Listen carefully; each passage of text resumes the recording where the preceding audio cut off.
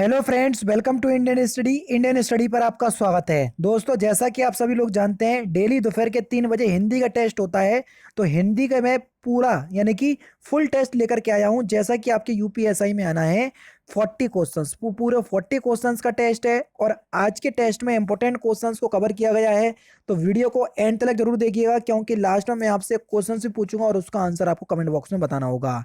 साथ ही साथ इस वीडियो की पीडीएफ डिस्क्रिप्शन में टेलीग्राम चैनल का लिंक दिया हुआ है, वहां से आप प्राप्त कर सकते हैं।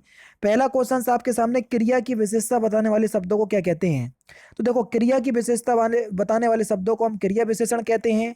जो शब्द संज्ञा या सर्वनाम की विशेषता का बोध करवाते हैं, उन शब्दों को हम क्या कहते हैं? अव्यय शब्द कहते हैं। प्रत्यय किसी भी शब्द के पीछे लगाए जाते हैं और उपसर्ग किसी भी शब्द के आगे लगाए जाते हैं। दोनों ही वाक्यांश होते हैं। समझ गए? चारों ही ऑप्शंस के बारे में समझा दिया। नेक्स्ट क्वेश्चन, इनमें से कौन सा शब्द जो है वो तत्सम नहीं है? केस केस शब्द जो है वो आपका एक तत्सम शब्द नहीं है। पहला ऑप्शन यहाँ पर आपका बिल्कुल करेक्ट हो जाएगा। भगवान करे तुम जल्दी अच्छे हो जाओ, ये जो आपका वाक्य है, ये किस प्रकार का वाक्य है? भगवान करे तुम जल्दी अच्छे हो जाओ, ये हमारी इच्छा है, तो इसलिए ये एक इच्छावाचक वाक्य होगा। सर, क्या होगा? इच्छावाचक वाक्य। तीसरा ऑप्शन बिल्कुल करेक्ट। गूंगे का गुड़ इस मुहावरे का सही अर्थ क्या है? जल्दी बताइए। गूंगे का गुड़ इस मुहावरे का सही अर्थ क्या हो जाएगा? तो इस मुहावरे का सही अर्थ हो जाएगा अव्यक्त अनुभव। क्या? अव्यक्त अनुभव, दूसरा ऑप्शन। चौथा ऑप्शन बिल्कुल करेक्ट। नेक्स्ट क्वेश्चन से आपका लोकोक्ति को चुनना है। संत रविदास ना मंदिर जाते ना तीर्थ, उनका दृढ़ विश्वास था। ये लोकोक्ति का अर्थ दिया हुआ है। इस आधार पर आपको लोकोक्ति का चयन करना है कि किस लोकोक्ति का अर्थ ये होगा। तो आपका सही आंसर क्या हो जाएगा? बिना मांगे मोती मिले, मांगे मिले ना भीख, यानी कि पहला ऑप्शन बिल्कुल करेक्ट हो जाएगा। क्या? जैसे कि संत रविदास ना मंदिर जाते थे ना तीर्थ, उनका दृढ़ विश्वास था, तो इसलिए बिना मांगे मोती मिले, मांगे ना मिले भीख। तो पहला ऑप्शन बिल्कुल करेक्ट।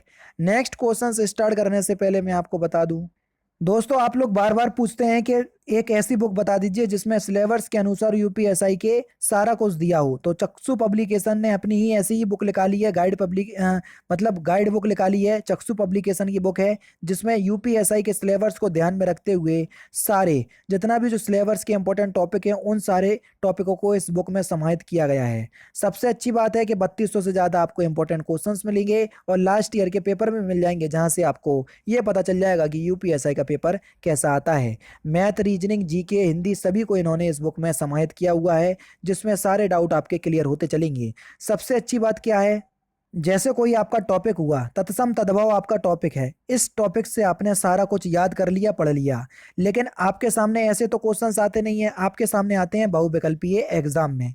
तो आप उस टॉपिक को अच्छे से कंप्लीट कर लीजिए, फिर उसके बाद प्रैक्टिस कीजिए। सारे प्रैक्टिस क्वेश्चंस यहाँ पर आपके सामने दिए हुए हैं। देखो, ये इस बुक की मुझे सबसे अच्छी खासियत लगी।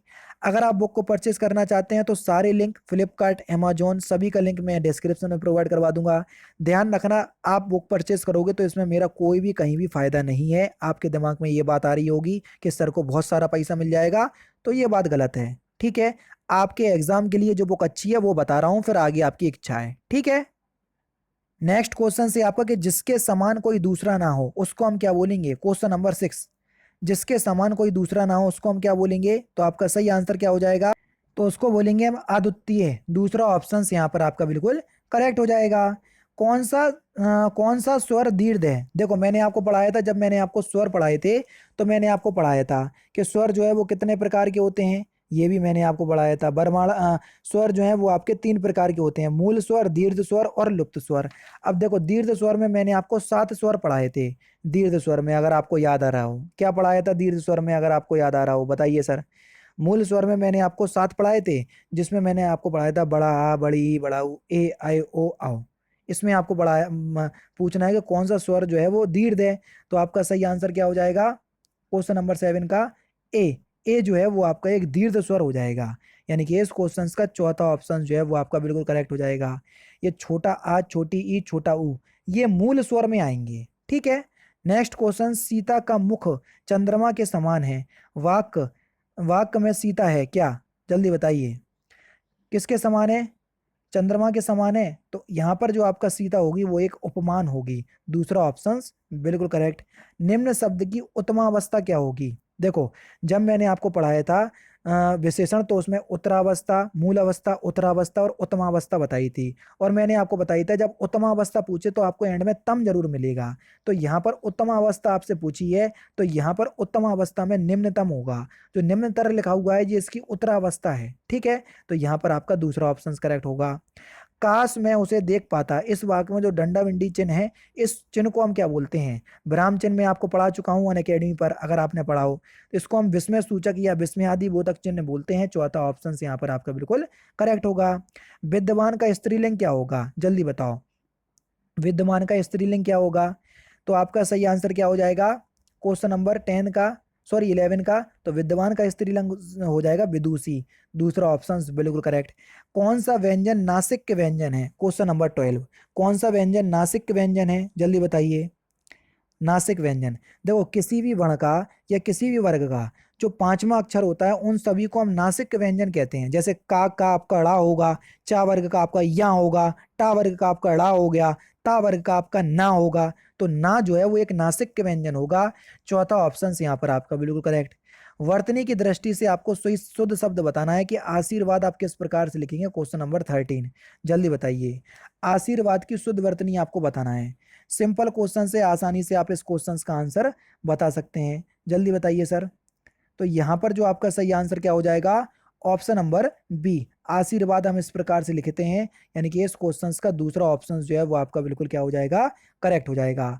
आशीर्वाद की शुद्ध वर्तनी क्या होगी? जो ऑप्शन नंबर बी में लिखी हुई है वही आपकी आशीर्वाद की शुद्ध वर्तनी होगी। ध्यान रखिएगा, क्योंकि कई बार आपके एग्जाम में ये जो आपको दिख रहा है डी, आप कई बच्चे इसी को समझते हैं शुद्ध वर्तनी, जो कि गलत है। निम्नलिखित में से कौन सा वायु का पर्यायवाची नहीं है? देखो, अनिल वायु का पर्यायवाची है। अनल, अनल जी दिख रहा है ये आग का पर्यायवाची है, ना कि वायु का। तो यहाँ पर दूसरा ऑप्शन जो है वो आपका बिल्कुल क्या हो जाएगा सर? करेक्ट हो जाएगा। हर्ष का आपको विलोम शब्द बताना है सर। हर्ष का विलोम शब्द क्या होगा? जल्दी बताइए। हर्ष का विलोम शब्द क्या होगा? तो आपका सही आंसर क्या हो जाएगा? हर्ष का विलोम शब्द क्या हो जाएगा? क्वेश्चन नंबर 1, तो हर्ष का विलोम शब्द होगा शोक, खेद, विषाद। तो यहाँ पर पहला ऑप्शन करेक्ट होगा। क्या? पहला ऑप्शन करेक्ट होगा। पहला ही ऑप्शन यहाँ पर आपका बिल्कुल करेक्ट है। जो तीनों काल देखता हो, वाक्यांशों के लिए एक शब्द क्या होगा? तो उसको हम क्या बोलेंगे? त्रिकालदर्शी। दूसरा ऑप्शन बिल्कुल करेक्ट। ढेर सारा मक्खन किस विशेषण का उदाहरण है? जल्दी बताओ। ढेर सारा मक्खन किस विशेषण का उदाहरण है? अब देखो, हमको ये नहीं पता ढेर सारा में कितना सारा, निश्चित तो है नहीं है कोई संख्या। अगर निश्चित होती तो हम निश्चित वाचक परिमाणवाचक लगाते। तो ये अनिश्चित परिमाणवाचक विशेषण होगा। चौथा ऑप्शन बिल्कुल करेक्ट। नेक्स्ट क्वेश्चन से आपका के किसी शब्द के पूर्व लगाकर उस शब्द का अर्थ बदल देते हैं या उसमें विशेषता उत्पन्न करते हैं, तो उन शब्दों को हम क्या कहते हैं? जल्दी बताओ। किसी शब्द के पूर्व लगाकर उस शब्द का अर्थ बदल देते हैं तो उन शब्दों को हम क्या कह देते हैं? उपसर्ग कहते हैं। जैसे मैंने लिख दिया परिवार, परिवार का मतलब होता है परिवार। अगर मैंने लिख दिया सा परिवार, तो सा जो है वो उपसर्ग है। यहाँ पर सा शब्द लग गया, सा परिवार का मतलब हो गया परिवार सहित। ठीक है, तो अर्थ बदल गया। परिवार का अर्थ और कुछ होता, सा परिवार का अर्थ और कुछ होता। तो इसलिए उन शब्दों को हम उपसर्ग कहते हैं जो शब्द के पूर्व में आगे लगाए जाते हैं। किसी गुण, दशा, स्वभाव या कार्य का बोध कराने वाले शब्द को क्या कहते हैं? चाहे गुण हो गया, दशा हो गया, स्वभाव हो गया, कार्य हो गया, इन सभी को गुण, दशा, स्वभाव या कार्य का बोध कराने वाले शब्दों को हम क्या कहते हैं? कौन सी संज्ञा कहते हैं? जल्दी बताइए।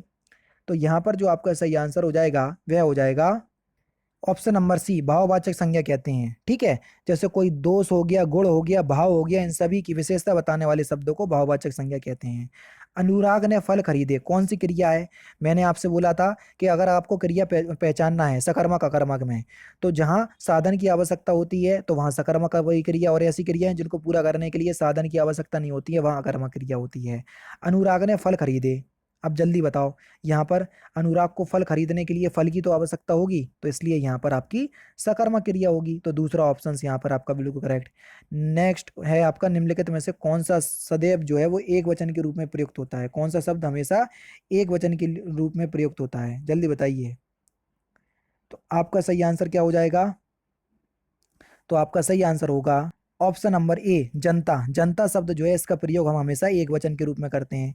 कर्ण कारक की विभक्ति आपको बताना है, कर्ता ने कर्म को कर्ण से, तो यहाँ पर कर्ता कर्ण कारक की विभक्ति चिन्ह क्या होगी, से या के द्वारा। ठीक है, और जोड़ने के लिए यूज होता है। जब कारक पढ़ाऊंगा तो सब कुछ बताऊंगा, अभी आप केवल यही याद कर लीजिए। सही शब्द आपको बताना है, कौन सा जो है वो बिल्कुल सही शब्द है। क्वेश्चन नंबर 23 जल्दी बताइए। तो ऑप्शन नंबर बी बिल्कुल ठीक होगा। एवं गलत लिखा हुआ है, स्वयं गलत लिखा हुआ है, अंक गलत लिखा हुआ है। जलवायु में कौन सा समास है, जल्दी बताइए। जलवायु में कौन सा समास है, ठीक है जल्दी बताइए। जलवायु का समास विग्रह आप करेंगे तो इसमें विभक्ति चिन्ह आएंगे, और जब विभक्ति चिन्ह आते हैं तो वहां पर आपका तत्पुरुष समास हो जाता है। तीसरा ऑप्शन यहाँ पर आपका बिल्कुल करेक्ट होगा। कोई कुछ कहे हमें क्या, इस वाक्य में सर्वनाम आपको बताना है। कोई कुछ कहे हमें क्या, अब देखो कोई शब्द आपको किस सर्वनाम में देखने को मिलेगा, कोई शब्द कुछ शब्द आपको ये सभी शब्द जो है वो किसमें, अनिश्चित वाचक सर्वनाम में देखने को मिलेंगे। किसमें, अनिश्चय वाचक सर्वनाम में। तो पहला ऑप्शन करेक्ट। 26 से 28 तक आपको क्या करना है, लोकोक्ति के सही अर्थ बताना है। कान खड़े होना, इस लोकोक्ति का सही अर्थ क्या है, कान खड़े होना, जल्दी बताइए इस लोकोक्ति का सही अर्थ क्या है।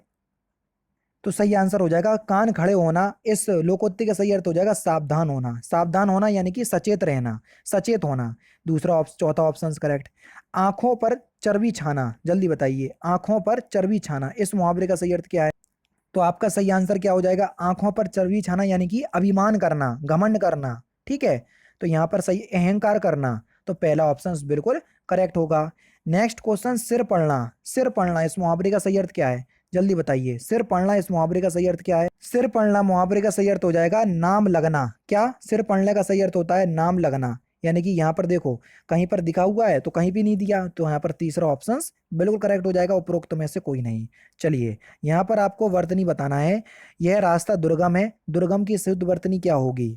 तो दुर्गम की शुद्ध वर्तनी क्या हो जाएगी, ऑप्शन नंबर ए, पहला ही ऑप्शन करेक्ट। माँ शिशु को देखकर आनंदित हो गई। आपको आनंदित की शुद्ध वर्तनी बताना है सर। आनंदित की शुद्ध वर्तनी क्या होगी, तो आनंदित की शुद्ध वर्तनी क्या हो जाएगी, ऑप्शन नंबर ए, पहला ही ऑप्शन यहाँ पर आपका बिल्कुल करेक्ट हो जाएगा। इनमें आपको संयुक्त वाक्य पहचानना है, कौन सा संयुक्त वाक्य, क्वेश्चन नंबर 36 जल्दी बताइए। क्वेश्चन नंबर 36 में कौन सा संयुक्त वाक्य है। संयुक्त वाक्य जो दो वाक्य जुड़े हुए हैं, और से जुड़ते हैं या से जुड़ते हैं उनको बोलते हैं। आगे बढ़ो और शत्रुता का सामना करो, और शब्द से ही हमने पहचान लिया ये एक संयुक्त वाक्य है। इनमें कौन सा अनुप्रास अलंकार है। अनुप्रास अलंकार आप सभी लोग जानते हैं, जहाँ एक वर्ड की आवृत्ति बार बार आती है वहां पर आपका अनुप्रास अलंकार होता है। जल्दी बताइए सर।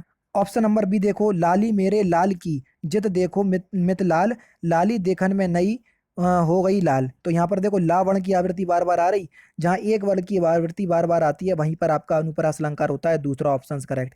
इनमें से किसमें अलंकार नहीं है, जल्दी बताइए किसमें अलंकार नहीं है। नील गगन सा शांत हृदय था हो रहा, कर कमल सा कोमल सा है, मोहन बाजार गया। यहाँ पर कोई अलंकार नहीं होगा सर। तीसरा ऑप्शन यहाँ पर आपका बिल्कुल करेक्ट हो जाएगा। निम्नलिखित में से कौन सा मिश्र वाक्य है, जल्दी बताइए। निम्नलिखित में से कौन सा मिश्र वाक्य है, जल्दी बताइए। तो आपका सही आंसर क्या हो जाएगा, सुबह होते ही पक्षी चहक उठे। चौथा ऑप्शन यहाँ पर आपका बिल्कुल करेक्ट। लास्ट क्वेश्चन से आपका किस में आपको शुद्ध बताना है कि शुद्ध संधि विच्छेद कौन सा है। तो इस क्वेश्चन का आंसर आप मुझे कमेंट बॉक्स में बताएंगे। तो दोस्तों ये थे आपके हिंदी के 40 इंपॉर्टेंट क्वेश्चंस जो कि मैंने आज की इस वीडियो में आपको कवर करवा दिए। वीडियो अगर आपको अच्छी लगी हो तो प्लीज़ दोस्तों वीडियो को लाइक और शेयर जरूर कर दीजिएगा। तो दोस्तों फिलहाल की वीडियो में सिर्फ इतना ही। अगर आपको वीडियो पसंद आए तो प्लीज़ दोस्तों वीडियो को लाइक कीजिए, शेयर कीजिए और साथ ही साथ हमारे चैनल को सब्सक्राइब करना ना भूलें, क्योंकि मैं रोजाना इसी तरह की वीडियोस आप लोगों के लिए लाता रहता हूँ। नमस्कार दोस्तों, जय हिंद, जय भारत।